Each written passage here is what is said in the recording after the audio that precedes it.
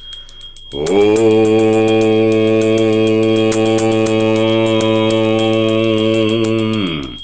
Shanti Shanti Shanti